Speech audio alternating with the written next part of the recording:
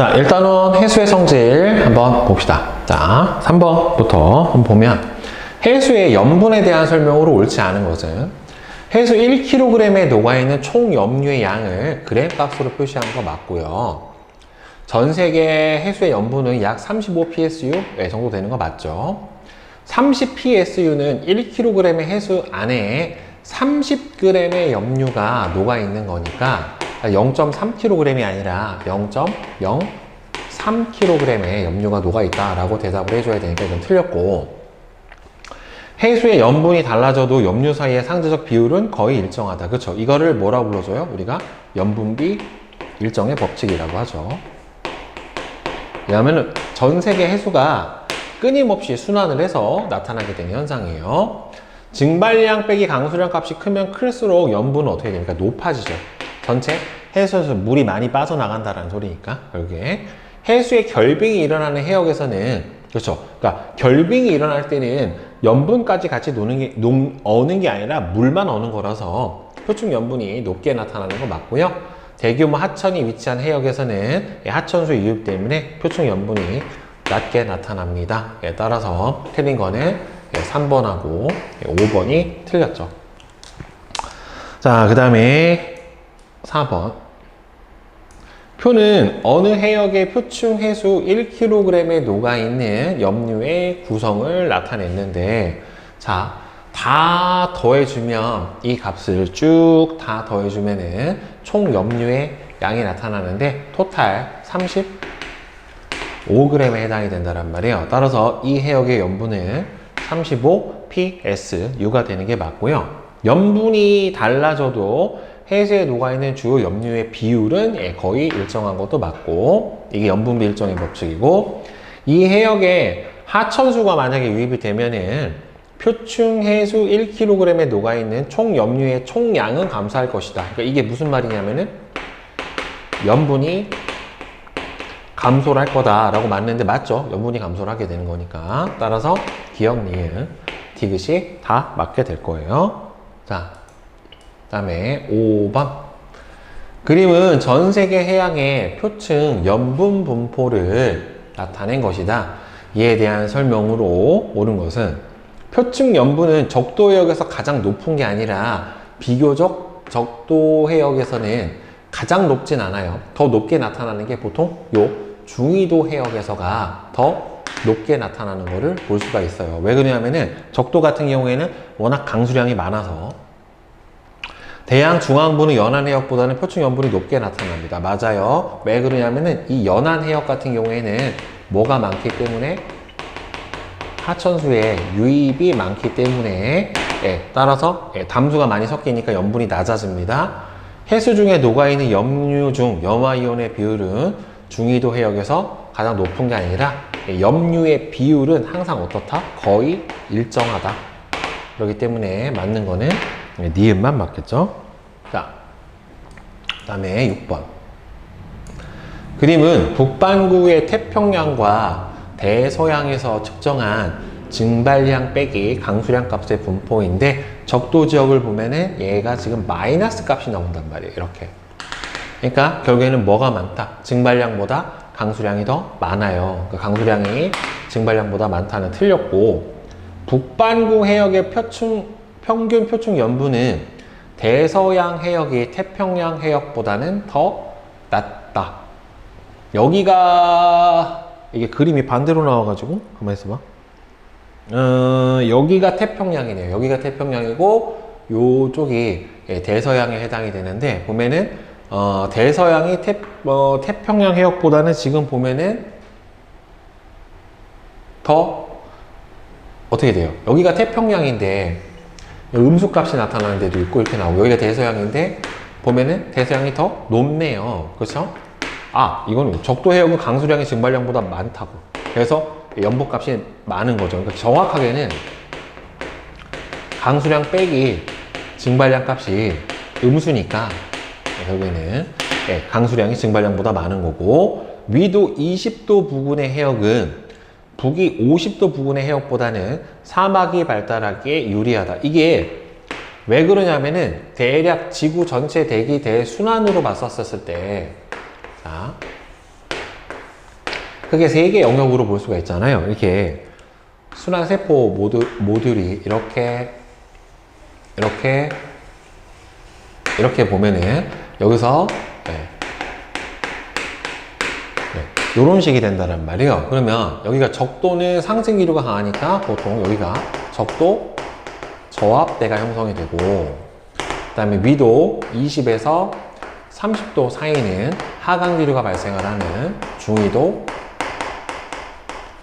고압대가 형성이 되니까, 그 다음에 여기가 위도 보통 50에서 60도 사이에서 상승 기류가 발생을 하는, 여기는 저압대에 해당이 되는데, 저압대 중에서 여기 이름을 한대 전선대 이렇게 불러주잖아요.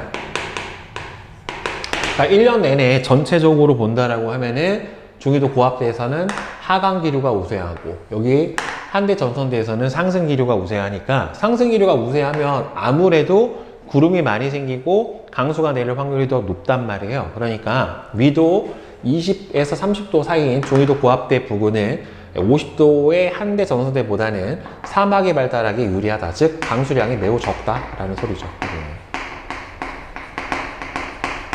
고압대라서. 여기서도 봐도 그렇죠. 그러니까 20도의 요 부분하고 50도의 요 부분하고 보면은 여기서는 강수량이 많고, 여기는 거의 가장 증발량이 가장 많은 지역에 해당이 되기 때문에 그럴 가능성이 더 높다라고 볼 수가 있겠죠. 그 다음에 그래서 기억하고 디귿이 맞으니까 3번이 답이 될 거고, 자, 그 다음에 7번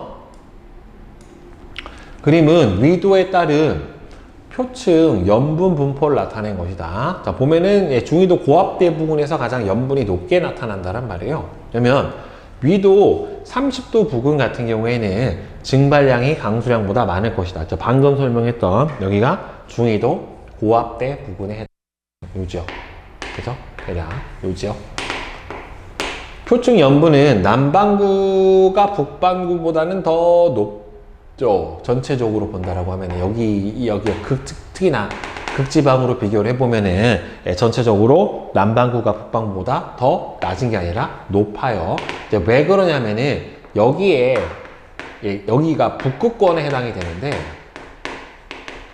이 고위도 북극권에서 뭐가 일어나기 때문에 빙하에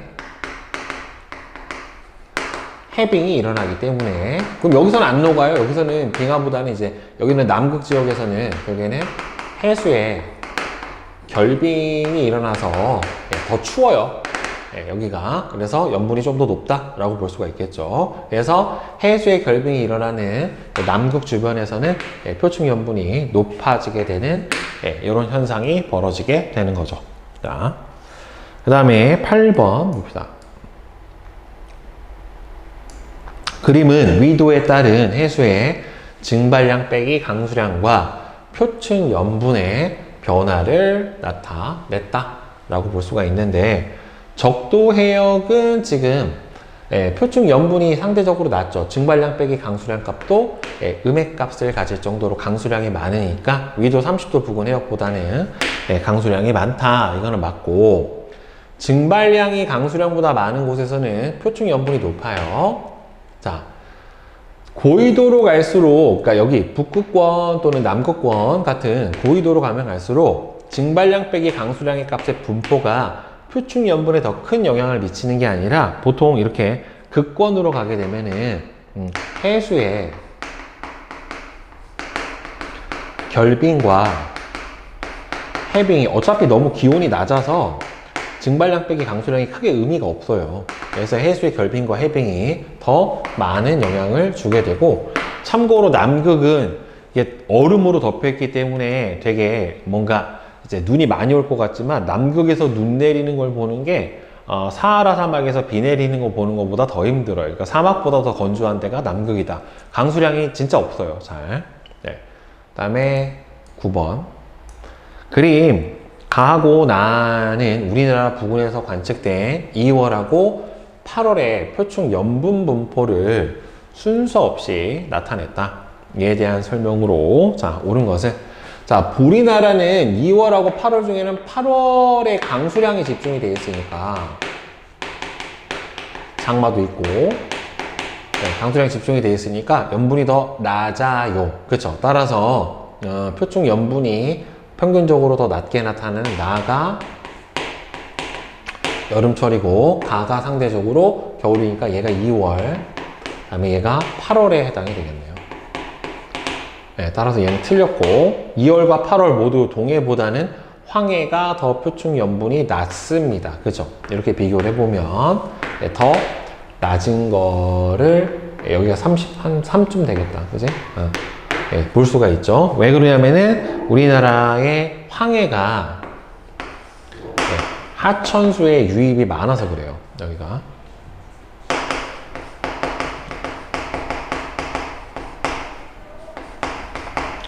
하천수의 유입량이 많아서 중국에서도 들어오고 우리나라의 하천수도 대부분 다 황해로 다 흘러나가기 때문에 하천수의 유입량이 많아서 염분이 낮고요.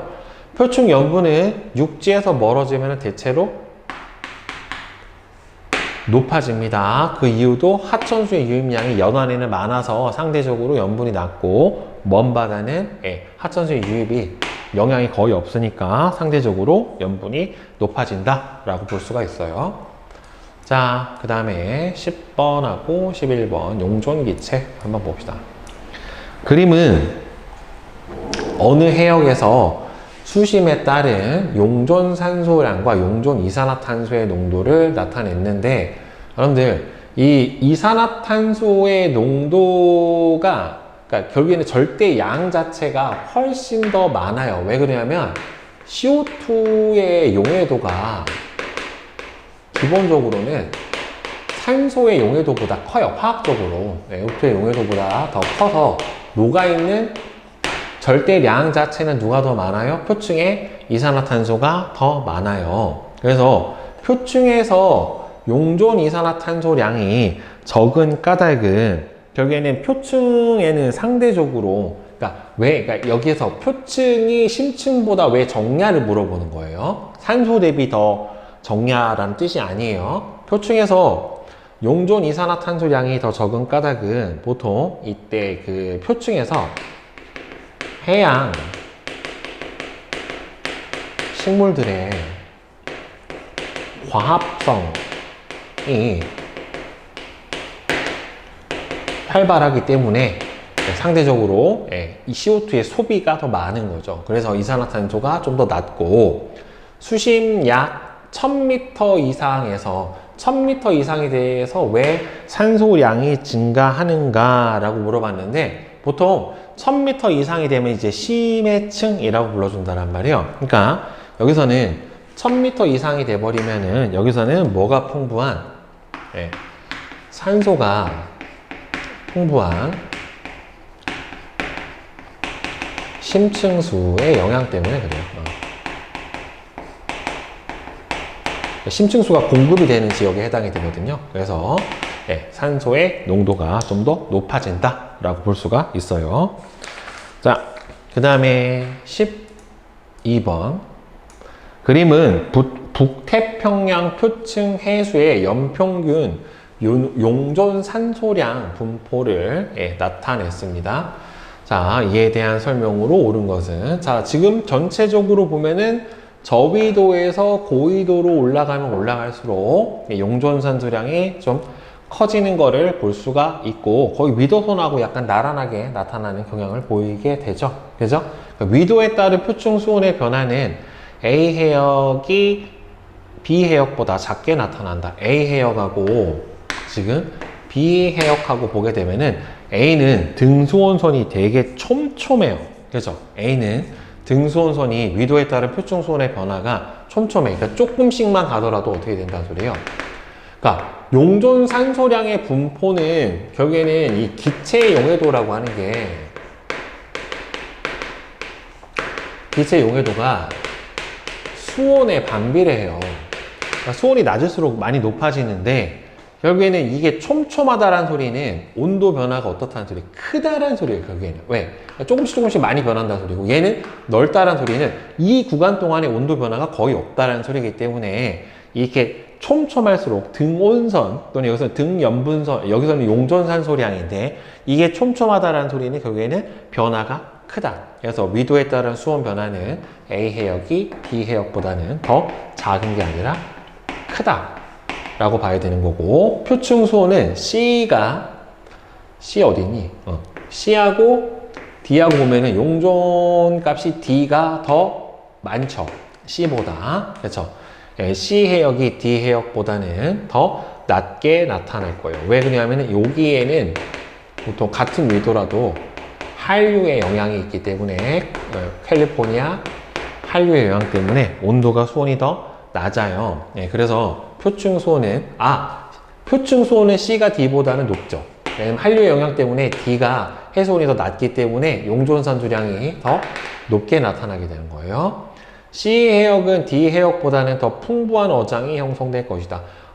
풍부한 어장이 만들어지는 조건은 일단은 보통은 한류가 난류보다는 어종이 더 다양하고 더 많은 생선이 어종도 그렇고 해양 생물이 살 수가 있는데, 한류 안에는 더 많은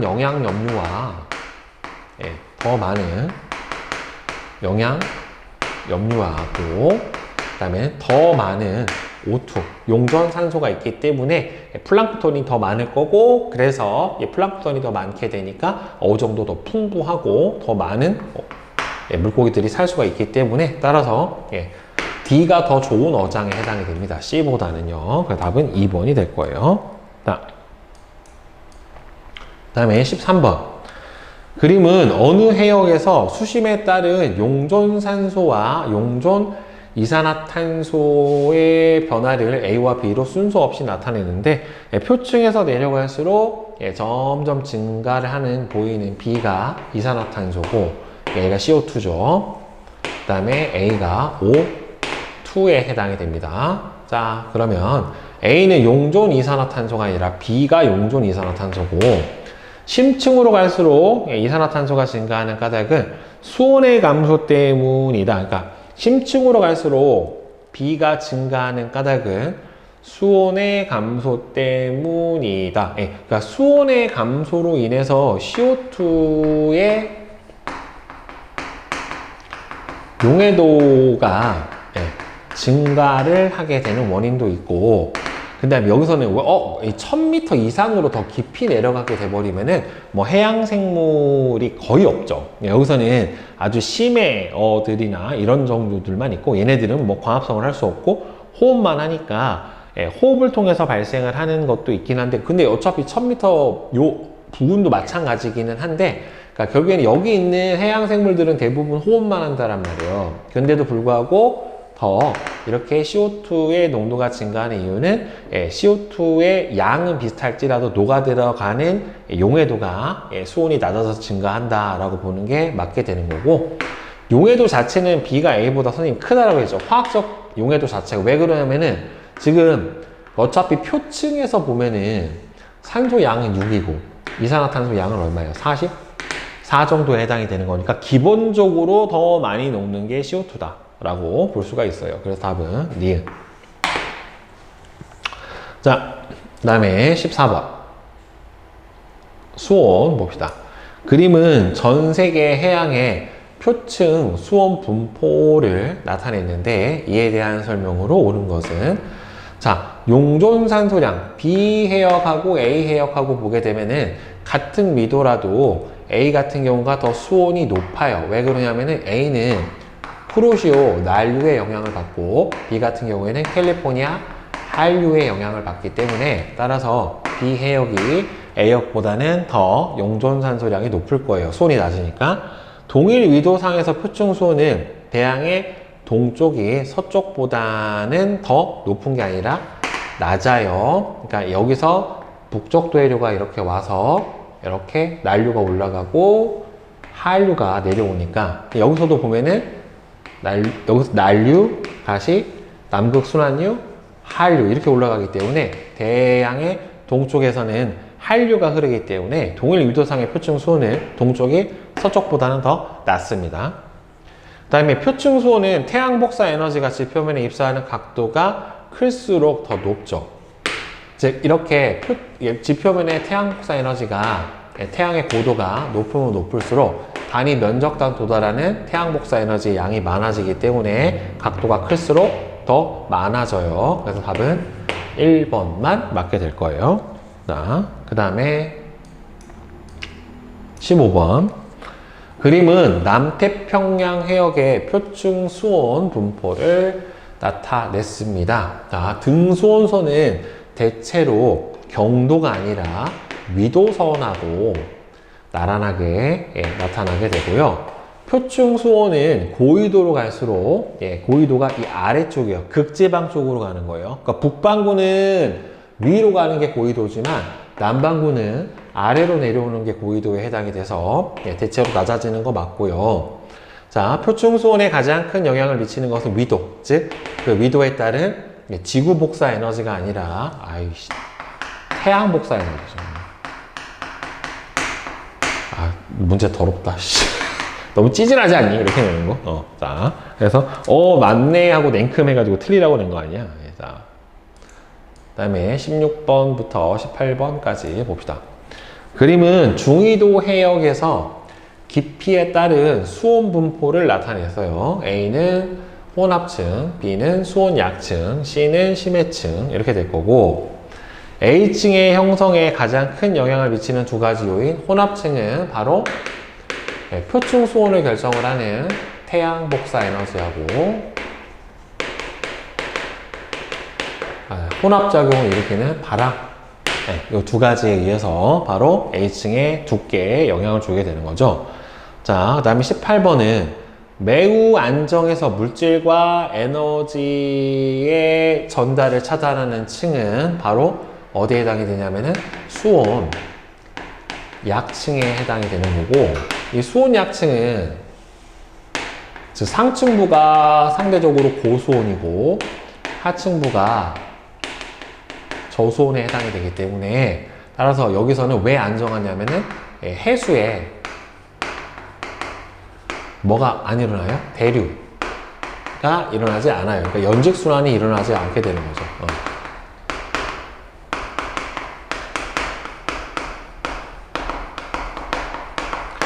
해수에 연직순환이 일어나지 않기 때문에 바로 수온 약층이 표층 해수하고 심층 수의 에너지하고 물질을 이동을 차단시켜주는 역할을 해주게 됩니다.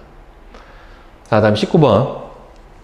그림은 위도와 깊이에 따른 해수의 층상 구조를 나타냈는데, 자, A가 혼합층이기 때문에 A에서 해수의 혼합이 가장 활발하고요. A층은 저위도가 아니라 중위도에서 바람이 가장 강하기 때문에 중위도 고압대에 해당하는 위도 20에서 30도 사이가 가장 두껍게 발달을 해요. B층은 수온 약층은 이 표층수 시작되는 깊이하고 끝나는 깊이에서 온도차가 크면 클수록 어떻게 되는 거예요?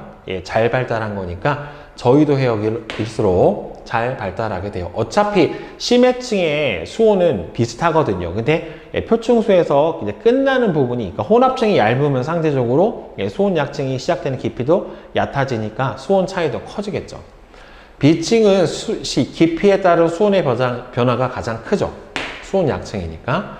B층은 A와 C층 사이의 물질과 에너지의 전달을 차단하는 역할을 해주는 것도 맞고, C층은 심해층이기 때문에 수온 변화가 거의 없습니다. 그래서 2번하고 6번이 되겠죠. 그 다음에 20번.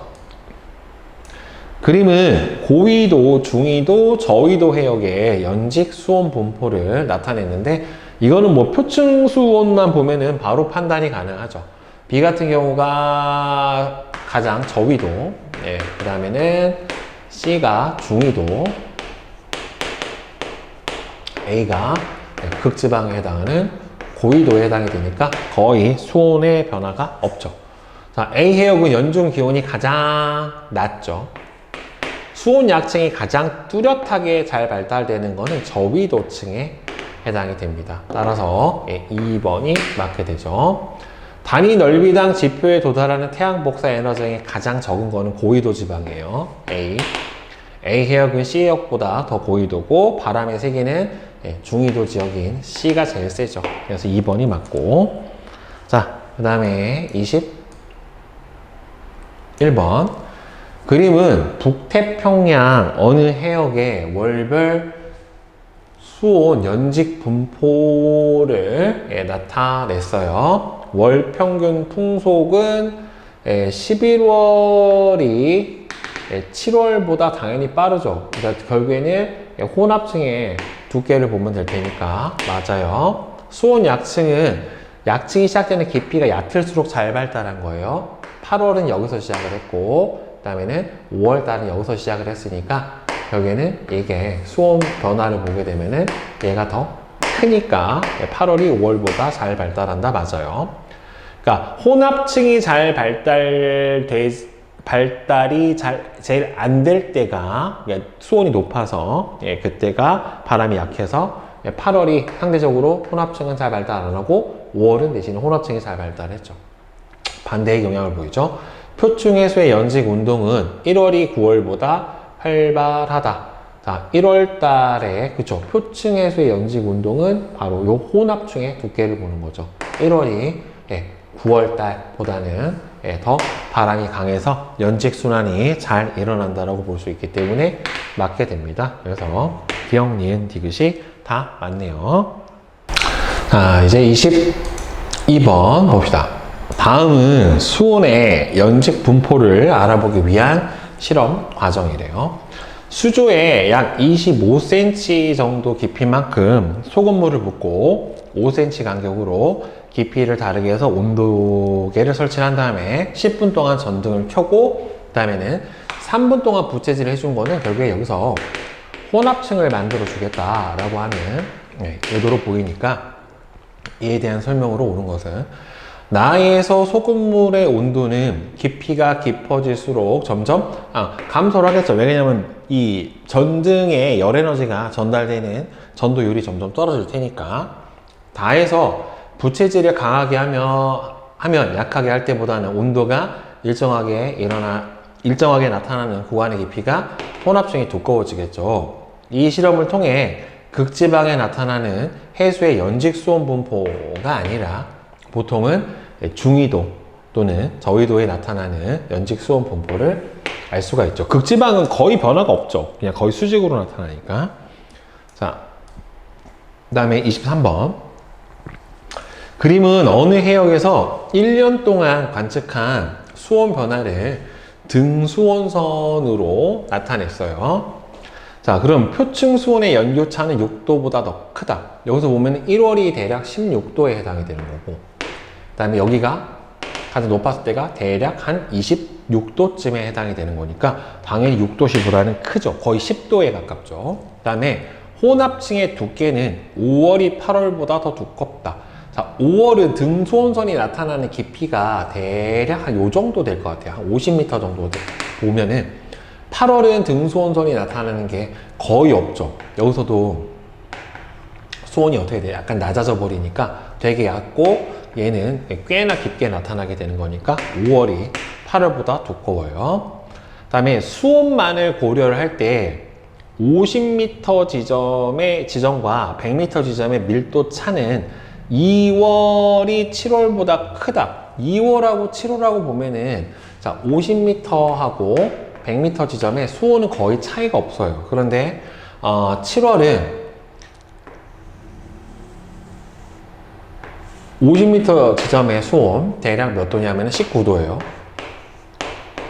그 다음에 100m 지점의 수온은 16과 17의 사이니까 한 16.5 정도 되니까 여기가 온도 변화가 크죠. 여기는 거의 없고, 그러니까 밀도 차가 7월이 더 커지겠죠. 2월보다는. 그러니까 기억하고 니은이 맞죠. 왜냐하면 이제 수온이 낮을수록 부피가 줄어드니까 밀도가 커질 거란 말이죠.